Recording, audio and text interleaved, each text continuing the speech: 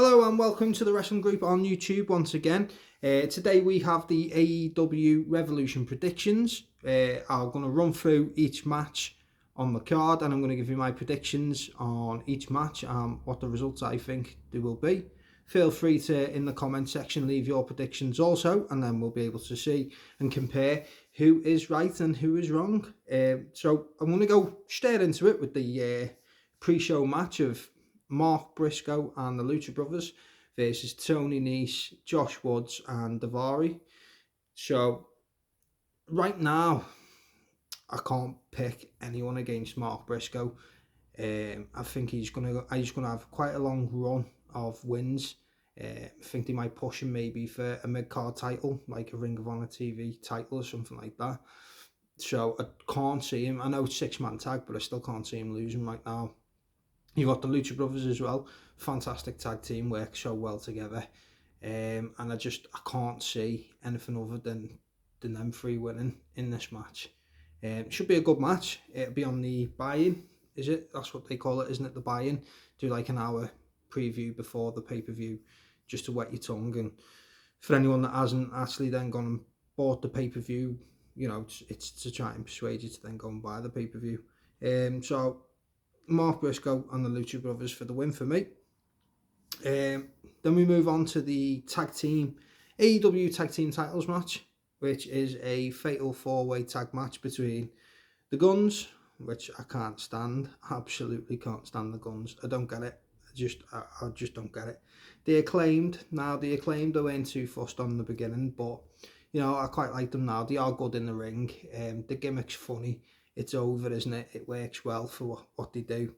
So, and I was a bit disappointed. Well, I was massively disappointed when they lost the belts because it was to the Guns. But I just feel like that they should have had a little longer than what they did with the belts. There's no doubt in my mind that they're going to be multi-time tag team champions in AEW. But I just feel this could have run a little bit longer. You got Jay Lethal and Jeff Jarrett, which hopefully, I do love Lethal. Jeff, he's one of them. I can love him, leave him. I'm not, you know what I mean? Depends what he's doing. I just don't see the need for him right now on AEW TV, to be honest. I mean, you've got so many talents that aren't able to be, or that they've got nothing for right now in AEW, which Jarrett's sort of, like, they could be filling that spot for him. I mean, I suppose same could be said about Lethal, really. I mean, you just push him back into Ring of Honor and you don't really need him on both shows. But, they're a tag team and they've been winning matches anyway, so they're in this match. And then you've got the brilliant team of Danhausen and Orange Cassidy, which is just a good comedy, fun tag team to have in there, isn't it? With Danhausen with his, so looking at the 4 teams, I mean, it can go anyway, really. If you want to get people annoyed and you want to get boos and you want to get talked about, then you go with Jay Lethal and Jeff Jarrett. If you want to have, I'll probably say, if you want to have that, like, literally the roof blown off you, then you're going to go with Danhausen and Orange Cassidy. Orange Cassidy, for me, has gone a bit stale, like the gimmick and stuff, but I do like the fact he's with Danhausen. Let's face it, Danhausen is moving merchandise right now. Like, he's massively, massively popular. So I think if they put the tag belts on them, although I'd expect it to not be for a long time, I think that would be capitalising on just how popular Danhausen is. I mean, Orange Cassidy is still popular, and he's popular with the kids especially. But I don't know, for me it's a bit stale. And then obviously you've got the Guns, and obviously if you believe the rumours that have been going around lately, then it's supposed to be FTR is supposed to come back and take the tag belts off the Guns. Whether or not that's true, where that actually came from, probably Dave Meltzer, I don't know. But FTR are taking time off at the moment to decide what they're going to do next. Will they then, if the Guns win, will they show up afterwards? I don't know. But for me, I'm going to go, as much as it annoys me, I'm going to go the Guns retain. Otherwise, this has just been pointless putting the tag belts on them, but so you can just say they've been tag champs. It doesn't seem any need, so I think they'll win, but I think it'll be like a crafty win. So, like, someone else will do a finishing and one of them will just slip in and get the pin. I don't think they'll dominate at all. I expect them to be like cowardly heels, but run around the ring, not get involved as much as other teams will. And that's how I expect it to go. I expect them to pick up the win, mainly because they've only just won them. I think if it was a couple of months into the reign, then they wouldn't be the ones I'd pick. But as they've only just won the tag belts, I mean, it makes sense to keep the belts on them and do something actually with them. So I'm going to go the Guns with this one to retain. So now move on, and we've got Christian Cage versus Jungle Boy, which is called the Final Burial match. Not too sure what that's going to be. Is it going to be basically like a buried alive match, which we've seen for years in the likes of WE and WF? Or is it going to be like a cinematic style match where they're not actually in the ring or anywhere around the ring? You know, is it all going to be done through a screen? Not too sure. But in this case, I expect Jungle Boy to pick up the win. You know, he's needed a big win over a big name for a long time to be able to start pushing him up. So I'd probably say that Jungle Boy gets the win. You know, mainly because he needs the win. Like, if Jungle Boy loses Christian, then where's he go? Like, Christian's a name, Christian's an icon, Christian's a legend. Christian can go and do whatever he wants next. He could literally, if he wanted to, go and challenge for the world title. You know what I mean? He could just pick up a couple of wins and go for the world title. Like, there's no one's going to have much of an issue with it. There'll be some little fanboys crying, but Christian is a massive name. He's in wrestling, so he can do whatever he wants, basically. But Jungle Boy, if Jungle Boy loses against Christian Cage now, where's Jungle Boy go next? Does he just go and find another tag partner? Which would be pointless. Which I'm glad they scrapped Jungle Hook, by the way. Terrible name. I hate when they keep combining two wrestlers' names to make a tag team name. I think it's silly. I think it's lazy. And I just didn't see the point in the pair of them tag teaming in the first place. It made no sense. Will we see Luchasaurus return? That's a possibility. Could he turn up? Could he play a part in the finish? I've not seen him for a little while now, and I'm fully invested in the heel Luchasaurus to see what he does. So it'd be interesting to see if he does turn up. I think he may well do. I'm not too sure. But again, then if he turns up and he is still a heel and he's still with Christian, can Jungle Boy then overcome the odds? It all varies, doesn't it? In basically what type of match this actually is. So I am interested to see where this one goes. But like, in most situations, I wouldn't bet against Christian, but like I say, if Jungle Boy doesn't get the win here, where does he go next? Like, there's nowhere else for him. So I'm going to go with Jungle Boy for the win. And we move on to the 6-man tag, the trios, AEW trios tag belts of the Elite versus the House of Black. Really excited about this. Two great teams. Like, I've loved Kenny Omega and the Bucks for a long time now. I know a lot of people hate on the Young Bucks, and I get it. You know what? The style's not for everyone. But same with every wrestler. Like, I don't like a lot of wrestlers that other people do, and vice versa, because otherwise, if we all like the same stuff, it'd be boring as hell, wouldn't it? But massive fan of the Elite. Love the Elite. Love Omega. Love the Bucks. Love them teaming. House of Black.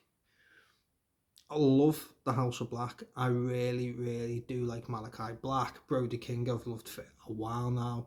Buddy Matthews, you know, he's a great talent.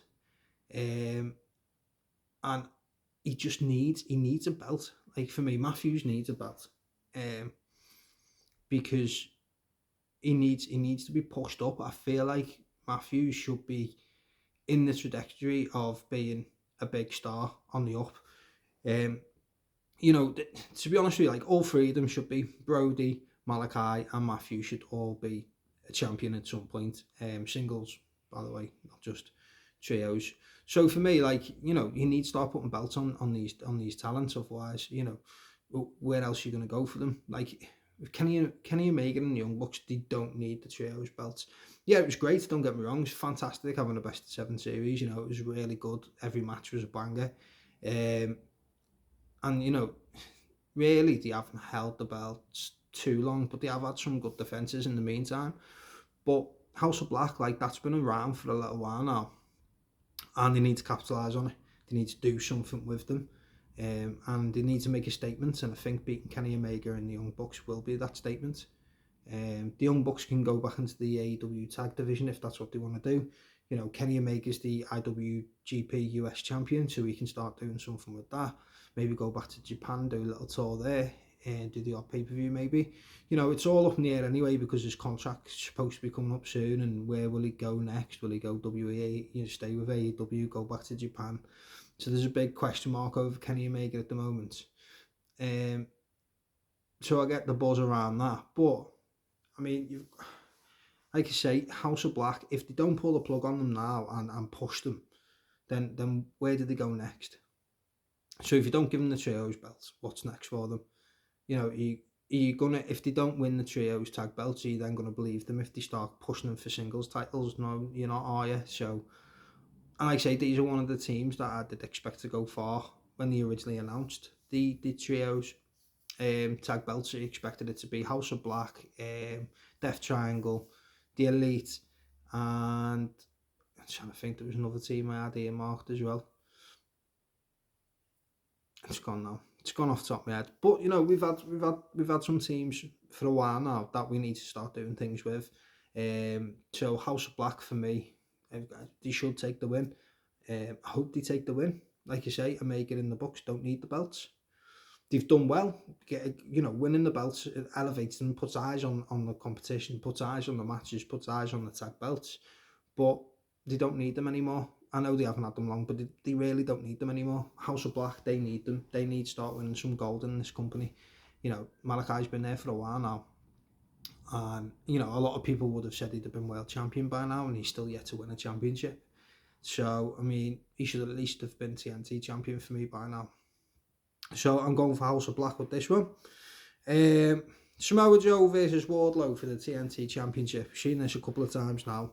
You know, I don't expect nothing other in this than a Wardlow win.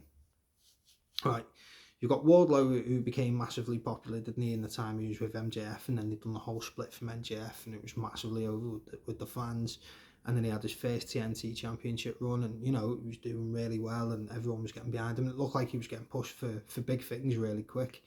And then obviously he lost the belt, and then, you know, it's been a bit of back and forth between them. I just feel like now with Ring of Honor getting a weekly show, Samoa Joe needs to be moved on to Ring of Honor. Like, I get what they're gonna do. I get they've earmarked some of the talent to be able to wrestle on either or brand. Like, I get it, but I'd rather not, if you get what I mean. Like, Samoa Joe, is he someone that you're gonna want to watch 2, 3, 4 times a week? Yeah, more than likely. But does that mean that you're not going to get the quality of matches that we expect from Joe? Like, is he going to defend the TNT Championship, say, on, like, Revolution, in, like, say, a 20-minute match, which is brutal as hell against Wardlow? And then is he then going to show up in Ring of Honor and defend the Ring of Honor TV title, like, 3-4 days later and have another 20-25-minute match, which is going to be brutal, and keep doing that? I can't see it. Plus, there's a roster that's massive right now in AEW, including the Ring of Honor lads as well. And I don't feel like we need to keep 2 belts tied down to one person. So I would take the belt off Joe, pop it onto Wardlow, and then have Samoa Joe go to Ring of Honor. Like, this should be the blow off now in this feud. We've seen it go back and forth for a bit. So Wardlow gets the win, and then Joe goes off to Ring of Honor and stays there and helps to build Ring of Honor up. Like, he's a big name, so they need to put everything into these Ring of Honor champions. You know, they've been defending the belts, apart from Joe, they've been defending the belts on Dark, which has been a bit mad.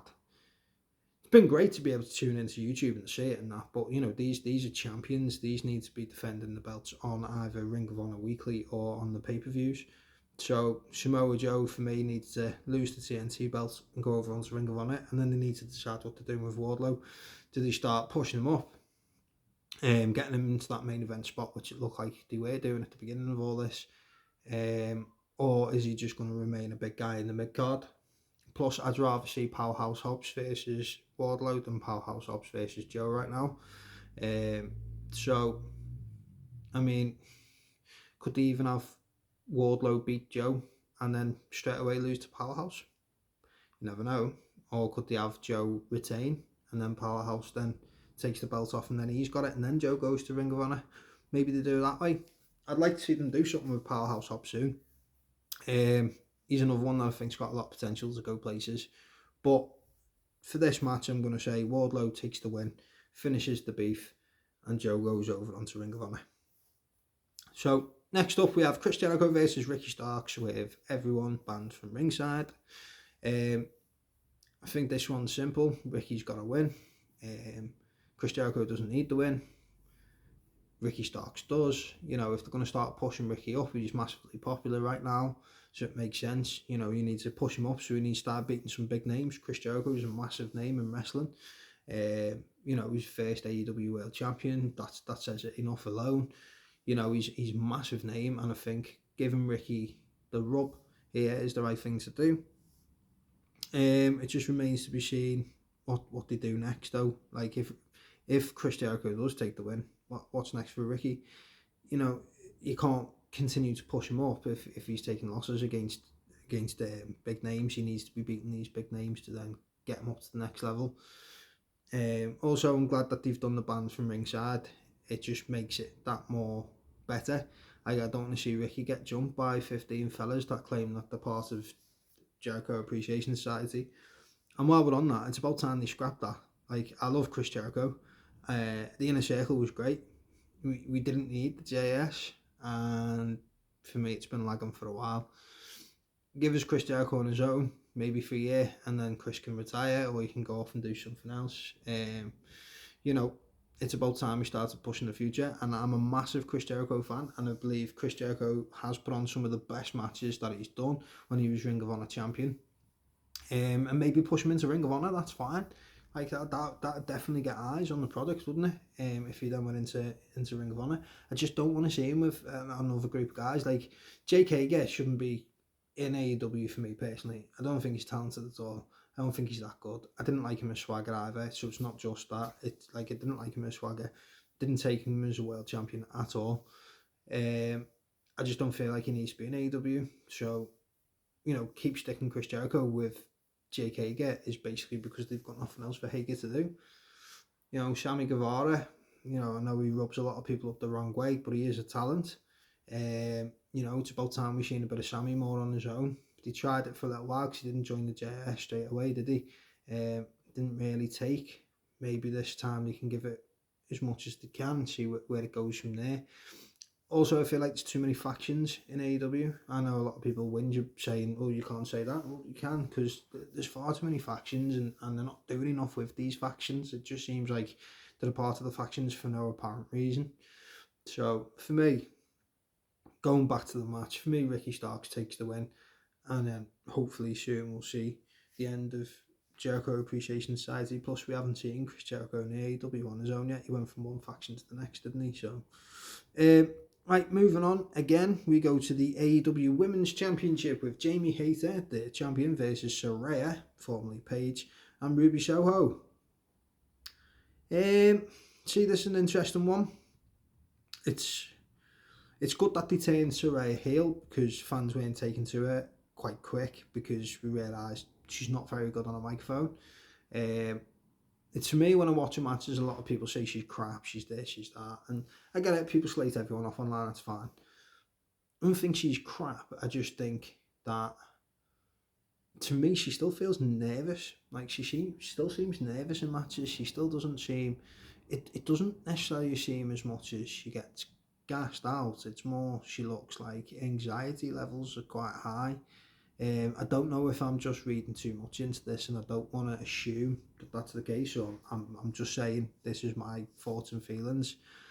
I feel like sometimes the emotions come into play and it looks like the moments are a little bit too big for her right now. You got to remember she was out of wrestling properly for a while. I know she done the SmackDown GM role for a bit, but you know, she was out of wrestling for a good long while, and you know, we've seen Edge, Christian, Danielson all come back very successfully, and then Saraya is sort of lingering. But I think we expect a lot more from the women in a way is what we do with the men, like, because Saraya coming to AEW was a sign of the next step up for the AEW women's division, which maybe has been lingering a little bit for a while, bit behind the men.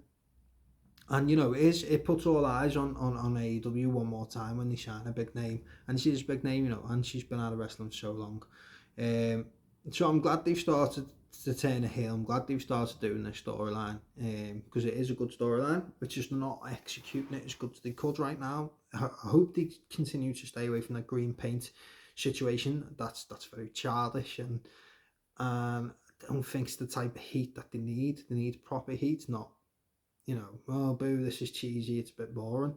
We've seen it a million times over, we don't need to see it again. So I am glad that they are doing the AEW women versus the ex-WWE women, if you like, or the outsiders versus, the AEW originals, or however it is that they're spinning it. And it's good the way they've done it up to now as well, with Ruby in the middle. Like, if anyone could stay in the middle on her own, it is Ruby. But having said that, I expect Ruby to pick a side at AEW Revolution. I do. I expect, for me, I think that Saraya is going to take the win here. Like, we've got Jamie Hayter, who's been AEW Women's Champion, not for very long, and she's massively popular, but she doesn't feel like the Women's Champ because she's playing second fiddle to Britt Baker all the time, and she's playing second fiddle to Britt storylines and stuff like that. Like, the whole start of Britt versus Saraya was the start of the storyline. But that's what pulled Jamie into it, because she's still friends with Britt. And I do like Jamie. I think she's a talent. I do like Britt. I do like Britt. I know a lot of people got bored of it quite quick, but I do like Britt. But I just feel like Jamie should be the one leading the charge. I know obviously Britt they see is the biggest star at the moment, and I get that. But you've got an AEW Women's Champion there who's sort of playing second fiddle, which is sort of annoying. So I don't feel like they're going to push her to the moon. I feel like they'll pull the plug on her as being champion quite soon. And whether that annoy people, I don't know. But putting her on Saraya when she is, a massive name. It's like what they did with Punk. Punk didn't never want the AEW World title, which you've got to be fair to him, a lot of people would, but he didn't ever feel like he needed it. And if you believe what obviously Dax has said in his podcast and that, he never wanted it. But he understood that Tony wanted to put the belt on him because he is a massive name in wrestling. So people will start looking at it. And whether or not people then start ripping into it, going, oh, your WWE champions, your AEW champions, just a former WWE guy, and he's this and he's that and he's this old and that old, blah blah. Doesn't matter. They're still talking about him, and it'll be exactly the same with Saraya. She hasn't been in the ring for how many years? She only had a handful of matches, and then if she come away with the AEW women's belt, it's gonna put eyes on the company again. Whether it's good, whether it's bad, people will be talking about AEW. And in wrestling, as long as people are talking about your company, then you're doing something right. And I think Saraya taking the win here does do that, does do the right thing, and has people talking about AEW. I'm going to throw in the spanner of what I think will happen. So I think Ruby is going to, like I say, pick a side. So I think Saraya maybe hits a finisher on Jamie. I think Ruby's going to be there. And then we see Saraya take the pin. Saraya pins Jamie, and I think Ruby's going to be looking on, and everyone will be like, well, you could have broke up. Then Ruby turns full heel and joins with Saraya and with Toni Storm. See, the reason why I say this is because I think, like, as much as she could play the middle person, and she's done well up to now, I feel like a lot of them are going to start taking sides now. We're going to need to start pushing on with the story. 2 versus 2. If it continues as 2 versus 2, everyone's just going to be like, yeah, so what? It's not really the outsiders versus the originals. If you're only having 2 versus 2, who really cares? So I feel like we're going to start seeing the groups expand and grow more. Hopefully we start seeing some of the originals like Riho join, Hikaru Shida, if she's still around. I haven't seen her name for a little while. And we can start building on that way. We could even have Athena join with Saraya. There's enough there to fill out these teams. And I feel like we might get the first women's blood and guts match in AEW. And I feel like this is the way to do it. This is now. Start it now. Have Ruby pick a side and build up these teams. Start fleshing them out. Get more sides. Have every couple of weeks someone else joins one of the sides. You know what I mean? Do it properly. Do it like proper push it. Don't just do it a bit and bobs, and don't do stupid little gimmicks where it's paint and stuff like that. No one wants to see that. Like, do it properly, you know what I mean? And have it where people are joining each and every week, and even have them have the t-shirts like the NWO did or something like that, you know, just give it a bit more to it, but make it a bit more, I wouldn't say realistic, but you know what I mean, just give it a bit more like importance, rather than just, oh, we'll spray and paint my ass and hit you with it. What's the fucking point in that? So I'm going to say Saraya takes the win to put eyes on the company, to build up this, and we're going to get the women going in the first ever Blood and Guts match. Next up, we have Mox versus Hangman Page in a Texas Death Match. Now, this is literally a 50-50. It can go either way. You know, what have we had now? Mox has got more wins than Hangman. It's a Texas Death Match. That gives Mox the favour. What's going to happen? Mox is going to bleed. Hangman's probably going to bleed. Does it really matter in who wins? I don't think so. I don't really think this match matters so much as in who wins it. It's a feud that not a lot of people have decided to get behind for whatever reason. Maybe it's felt a bit flat from the start. I'm not too sure. You know, where next for either of these after this? Like, Mox, if Mox takes the win here, where's he go? Does he go back to face the AEW World Champion? Also, if Hangman loses, where's Hangman go? You know, it almost feels like this is a number one contenders match. So maybe they could have made it that. Because I think either one of them, you know, both former world champions, but where do either one of them go next? Even like if Mox wins, where's he go? He can only really go for the world title. If Hangman wins, where can he go? He can only really go for the world title. And then again, on the other flip side, if either one of them loses, where are they going? I don't really know what to do with this right now. But I will tune in, obviously, to watch it. Obviously, I'm going to watch the pay-per-view anyway. I'll be excited to watch it. I do really enjoy both guys. I think Hangman gets more stick than he deserves. Yes, he's crap on the microphone, but so are a lot of wrestlers. But if we're taking a prediction, like I say, for me, it's 50-50. It can go either way. It doesn't really make that much of a difference. I think all it's going to do is give us our next number one contender. And I think it's going to be Mox, because I think Mox and MJF have got unfinished business. You know, MJF took the title from him, and we've not seen anything back from that.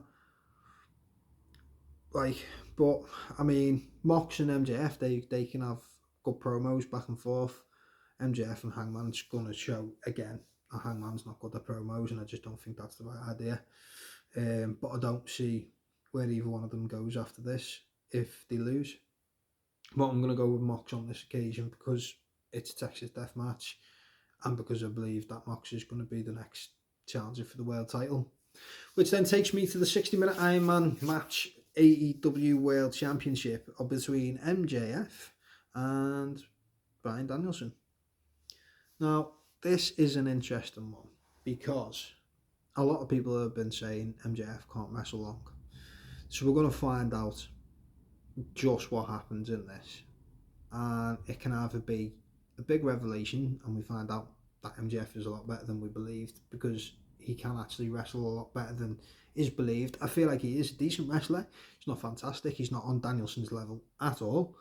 One of the best promos in the business. One of the best character work in the business. Fully glad he's AEW World Champ.